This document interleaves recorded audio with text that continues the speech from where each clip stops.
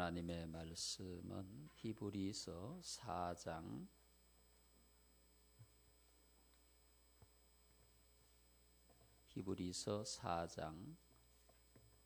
12절과 13절 말씀입니다.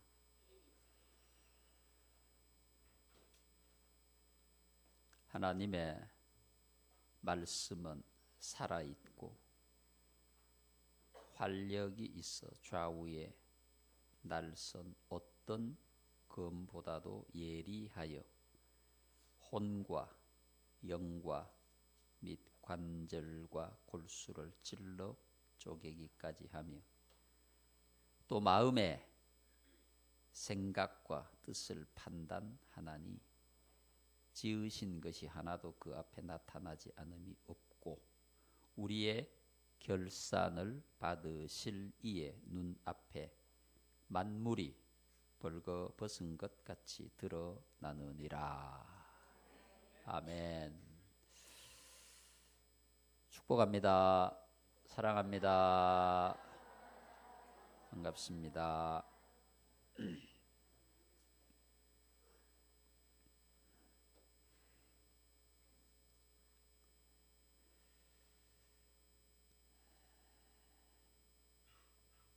하나님을 믿는 사람들이, 예수님을 믿는 사람들이 성경책을, 하나님의 말씀을 얼마나 읽느냐. 얼마 전에 통계를 보니까 예수를 믿는 사람들 중에 1년에 성경을 한 번 읽는 사람이 10명 중에 1명도 안 되더라 라고 하는 것입니다. 예수 믿는 사람이 10명이 있으면 그 중에서 1년 동안 창세기부터 요한계시록까지 성경을 다 읽는 사람이 10명 가운데 1명도 안 되더라. 그런 통계가 있습니다. 우리의 신앙생활의 핵심은 하나님의 말씀입니다. 성경책이다 그 말이죠. 성경책. 여러분들은 1년에 한 번 성경을 읽습니까? 우리 교회는 성경 읽기를 많이 강조하고 또 사순절 기간, 대강절 기간 확인하고 또 확인하고 그렇게 하는 것에도 불구하고 그렇게 많이 성경을 읽는 것 같지는 않습니다. 성경 말씀은 우리 신앙의 핵심이다라고 하는 거죠. 하나님의 말씀이 우리 안에 있을 때 그 말씀이 생명이 있고 또 그 말씀이 능력이 있기 때문에 우리의 삶이 생명과 능력이 있는 삶이 될 수가 있는데, 능력 있는 그리스도인이 되지 못하는 것은 말씀과 너무 멀기 때문에 그렇다.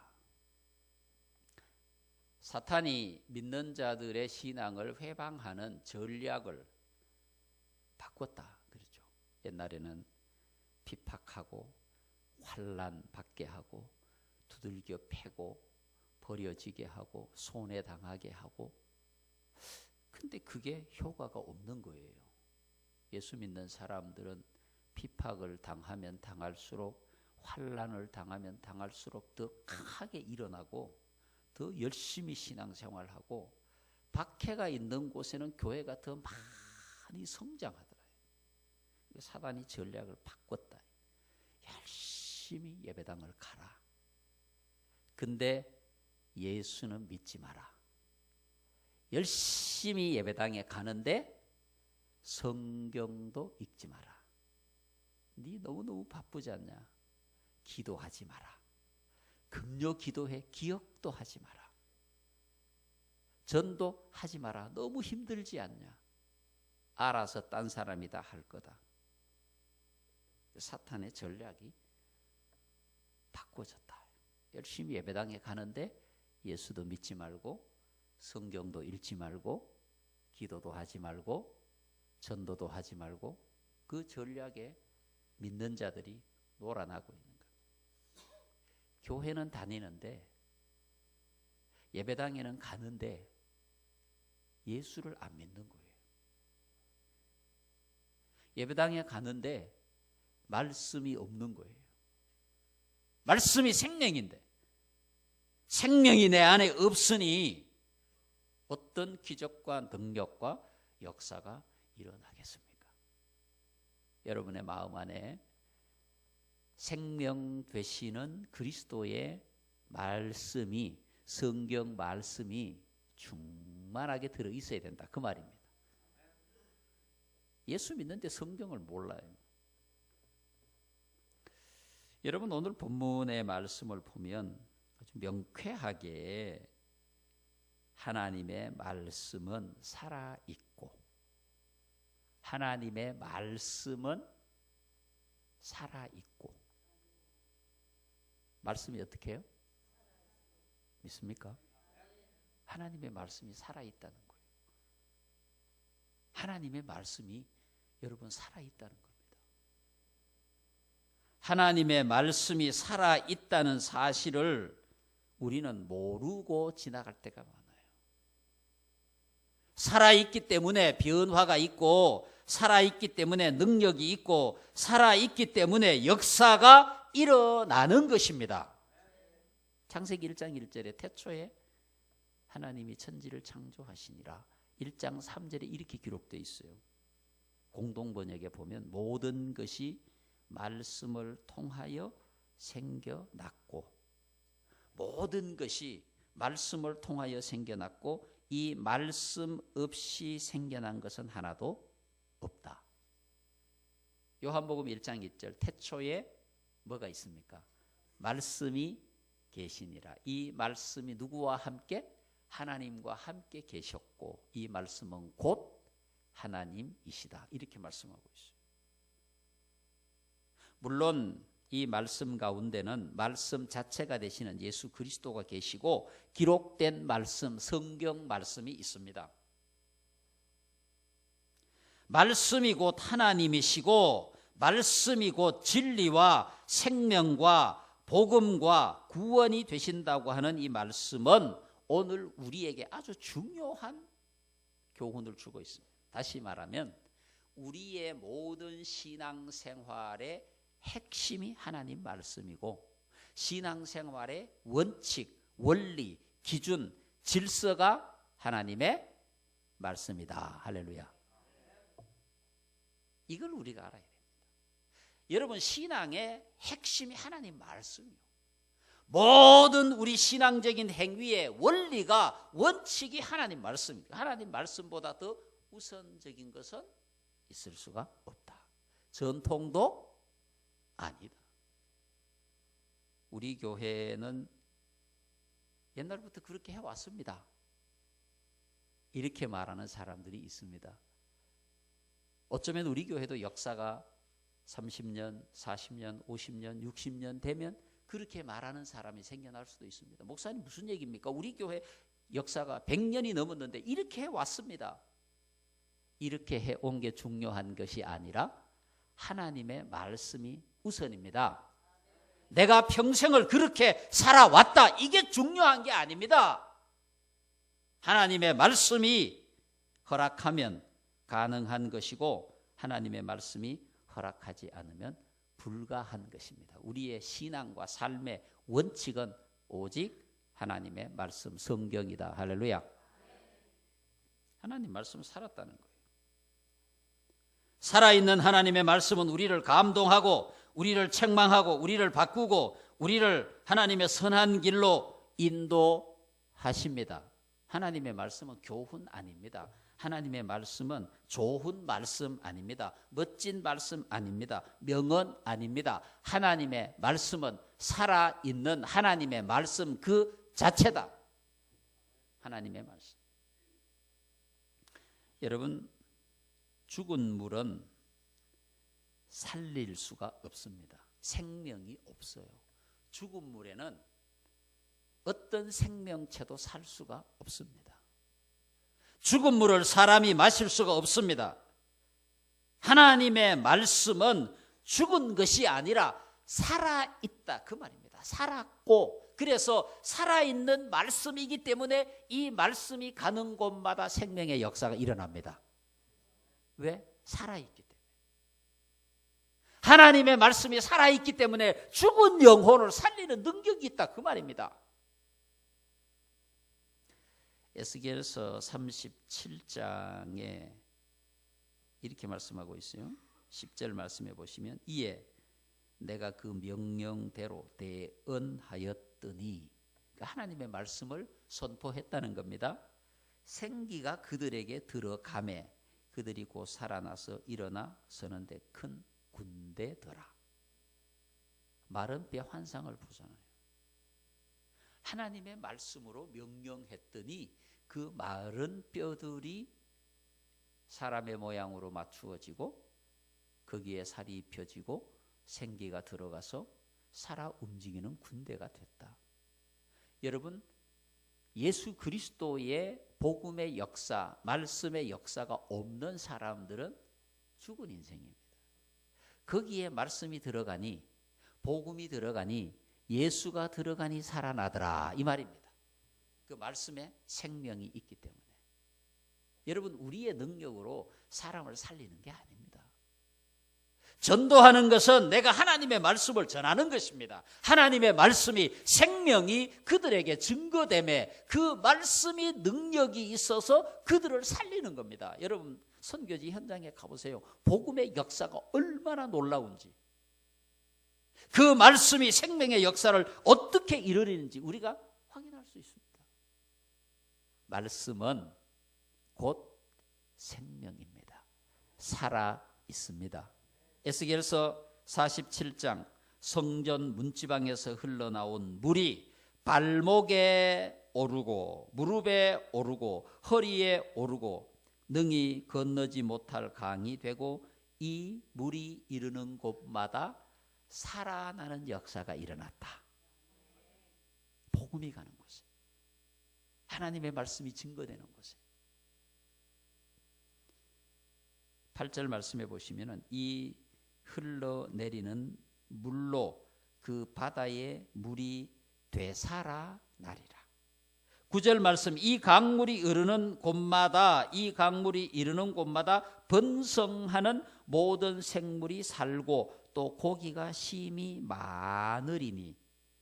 10절 말씀에 그 고기가 각기 종류를 따라 큰 바다의 고기같이 심히 많으려니와. 살아있는 물은 살게 하는 능력이 있다는 거예요. 여러분, 하나님의 말씀이 생명이 있고 살아있기 때문에 그 말씀을 받는, 접하는 사람들에게도 똑같이 생명의 역사가 일어나는 거예요. 죽은 마음에 하나님의 말씀이 전파되면 그 죽은 마음이 어떻게 된다고요? 살아난다는 거예요. 기쁨이 없었는데 기쁨이 생기는 거예요. 행복하지 않았는데 말씀을 통하여 행복한 거예요. 아무것도 하지 못하는 죽은 생명이었는데 살아 움직여 섬기고 봉사하는 사람으로 바꾸어지더라. 왜? 하나님의 말씀은 살아있기 때문에. 할렐루야. 여러분 안에 살아있는 생명의 말씀이 있어야 되는 거예요. 삭개오가 변한 것도, 사마리아 수가성 여인이 변한 것도, 오늘 우리가 변한 것도 다 말씀의 능력인 줄로 믿습니다. 두 번째 이렇게 말하고 있죠. 활력이 있어. 운동력이 있다는 겁니다. 하나님의 말씀. 관절과 골수를 찔러 쪼개기까지 하며 이렇게 말씀하고 있습니다. 좌우의 날선검이라고 했는데요. 기록에 의하면은 로마의 군인들은 좌우에 날선 예리한 칼을 무기로 가지고 있었는데 당시에 있어서 이 칼이 최고의 무기라는 겁니다. 최고의 무기. 잘 베어지고 찌르고 찌르면 칼이 안 빠진대요. 근데 이 양날검은 찌르고 칼이 잘 빠진다는 겁니다. 최고의 무기, 당대에. 거기에 지금 하나님의 말씀을 비유하고 있는 겁니다. 사람의 마음을 찌르고 쪼개고 수술해서 책망하고 깨닫게 하고 회개하고 하고 그래서 새 사람이 되게 하는 사람의 마음 가운데 있는 나쁘고 절망적이고 죄악된 마음을 찔러 쪼개어 수술하는 능력이 하나님의 말씀 가운데는 있다는 거예요. 하나님의 말씀. 이 말씀의 능력이 오늘 우리 가운데 임하여 우리의 삶을 새롭게 바꾸고 있는 것입니다. 여러분, 사람의 몸 안에 종양이 생기면 수술을 하지 않습니까? 의사가 아주 예리한 칼로. 사람의 마음 가운데 종양이 생기면 하나님의 말씀으로 수술을 합니다. 오늘 분명히 말씀하고 있잖아요. 좌우의 날선 어떤 검보다도 예리하여 하나님의 말씀이 혼과 영과 관절과 골수를 찔러 쪼개기게 하는 우리의 마음을 헤집고 수술해서 우리의 마음에 더러운 것들을 도려내고 악한 것들을 도려내고 성결하고 깨끗한 마음으로 만들어 하나님의 자녀가 되게 합니다. 하나님의 말씀이. 세 번째 이렇게 말씀하고 있습니다. 12절 말씀해 보시면은 또 마음의 생각과 뜻을 판단하나니. 우리의 신앙과 삶의 가장 중요한 판단의 근거는 하나님의 말씀입니다. 하나님의 말씀. 우리 마음 가운데 있는 온갖 종류의 생각과 삶과 가치를 판단할 수 있는 유일한 것이 있다면 그것은 하나님의 말씀이다. 여러분, 하나님의 말씀이 이런 능력을 가지고 살아있고 활력이 있고 판단하고. 그럼 여러분, 말씀의 능력과 권세가 여러분에게 있습니까? 그것을 경험하고 계십니까? 어떻게 하면 그 말씀의 능력이 나의 능력이 될 수가 있느냐? 여러분, 말씀을 읽어야 합니다. 말씀을 보지 않아요. 말씀을 읽는 것은 하나님의 말씀을 먹는 것입니다. 말씀을 읽고 말씀을 듣고 말씀을 배우고 말씀을 묵상합니다. 성령께서 그 말씀을 통하여 내게 주시는 은혜를 내 안에서 살아나게 하신다는 겁니다. 그리고 그 말씀을 하나님 앞에 고백합니다. 선포합니다. 그리고 실천합니다. 그렇게 될 때 그 말씀은 나에게 능력이 됩니다. 말씀을 선포하는 거예요. 여러분, 담대하게 예수의 이름으로 말씀을 선포해 보세요. 하나님의 말씀을 선포하고 고백하고 그 말씀을 실천할 때 그 말씀은 나에게 능력이 되고 살아있는 말씀이 될 수 있는 거예요. 변화하고 열매 맺고 기적을 이루고. 왜? 나의 능력이 아니라 말씀 자체가 능력이 있습니다. 말씀이 곧 하나님이시잖아요. 오늘 믿는 자들이 성경과 너무 멀리 있어요. 성경과 친하지 않아요. 말씀을 너무 몰라요. 말씀과 가까워져야 돼요. 그 말씀은 나를 감동하고 그 말씀은 나를 판단하고 그 말씀은 나를 청소하고 그 말씀은 나를 그리스도의 사람으로 온전케 할 수 있습니다. 말씀이 있는 자가 능력 있는 그리스도인이 될 수 있습니다. 말씀과 함께하는 자가 세상을 이길 수 있습니다. 여러분 속에 말씀이 충만하기를 축복합니다. 할렐루야. 자비하신 하나님,